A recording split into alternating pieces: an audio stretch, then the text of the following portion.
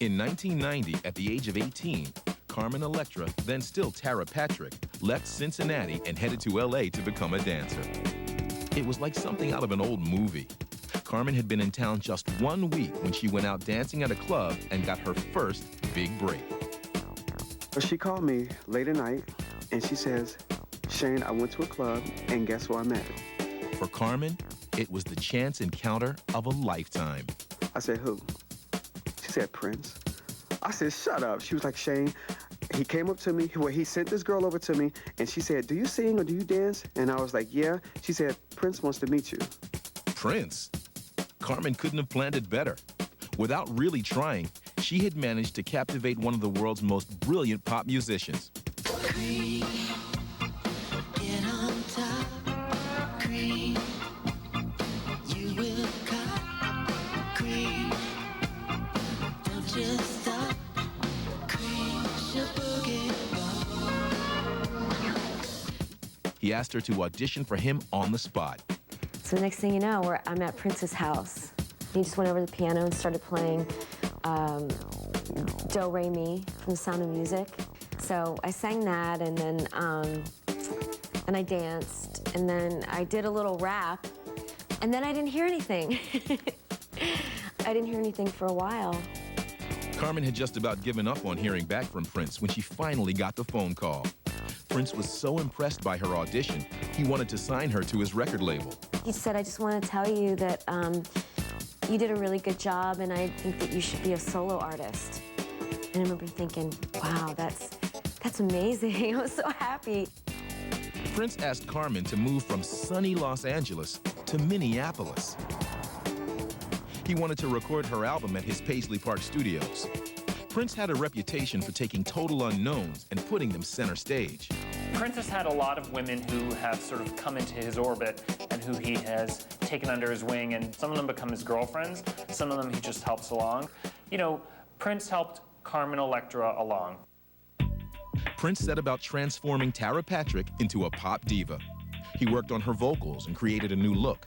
But his crowning touch was giving her a new name, one that matched her sultry image. He just called me up and said, do you like Carmen Electra? Do you like Electra? And I remember thinking, I like it, but it kind of sounds like a superhero name or something, you know? I said, well, first she said Carmen. I was like, Carmen's cool. I was like, that's cute. And she said, but my last name was going to be, it's like, don't laugh. I said, well, she's like, it's a breakdance name. I was like, what? She's like, Electra. And we fell out. This is a stage name to end all stage names. It's a culturally exotic. So put them together, Carmen Electra. That's not a school teacher. You know, Carmen Electra, she's a sexual being. And what better way to showcase that sexual being than to drape her in designer clothes and expensive jewelry? Prince treated Carmen like a princess. I definitely felt like Cinderella, you know? Had new, dresses to wear every day, and, someone to do my hair every other day, and limos. I remember her telling me something about, like, where he wanted her to always wear her makeup and her lashes and her, really have that look. And I remember her telling me that she had to, like, go to sleep with her lashes on, so she'd wake up with her lashes. Prince's influence on Carmen was undeniable. And to some of her friends, the relationship seemed more than just professional. She was his girlfriend. I mean, they had a relationship, and she doesn't talk about it very often, and neither does he, but I think that they really cared about each other. But looking back, Carmen sees it differently. It was just a professional relationship. He produced the entire record for me and was just a very generous person. Whatever the nature of their relationship, Prince invested a lot in Carmen. He took her to Europe on his Diamonds and Pearls tour and made her his opening act. She was living her dream. I had my own band behind me. It was crazy. And, at Prince concerts, there's a lot of fans. Like, I can't even tell you how many people were there. And just to get up in front of all those people, thousands and thousands of people, and perform, it was, I can't even describe the feeling. I was like, you about to blow up. You about to be the hottest thing up there. In February 1993, Carmen's album, called Carmen Electra, was released. The first single, Go-Go Dancer, became a minor hit in the dance clubs.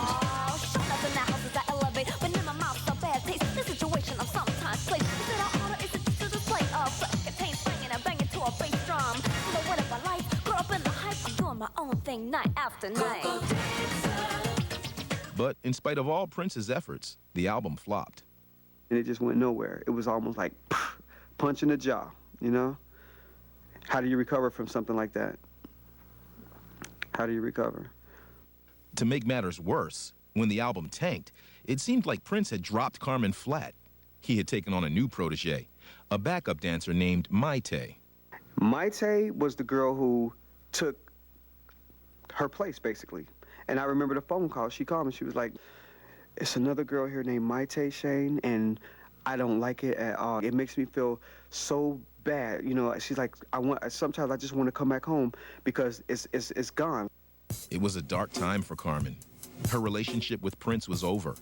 With her dreams of fame and success fading, she decided to move back to LA and start over. But after living the life of a princess, what came next was a big shock. She was staying with a friend in the middle of nowhere in the valley, in this house with like 2 big Rottweilers in the back and like no doors whatsoever, like they had sheets. She had some pretty hard times. It was pretty hard making ends meet. She was determined she was going to do this on her own. And she never really called home and said, oh, I need money, or I need this, or I need that. As hard as she tried, Carmen had a tough time finding work. Finally, she got so desperate that she swallowed her pride and asked Prince for help. I actually called Prince, you know, to tell him about my living situation, and I just said, if anything comes up, let me know, because I'm really having a hard time and I don't know what I'm gonna do. And so he said, oh, you know, there's a show you'd be perfect for. It's called Erotic City, and it's at Glam Slam, my club in Los Angeles. Erotic City was a live dance show that Prince had created to showcase his unreleased music. When she came out on stage, I couldn't believe it. I was like, who is that beautiful girl? I mean, she was amazing. Heads were starting to turn in Hollywood.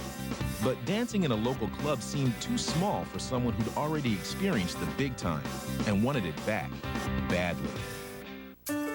Next, Carmen's rising celebrity is grounded by personal tragedy. I went to the hospital.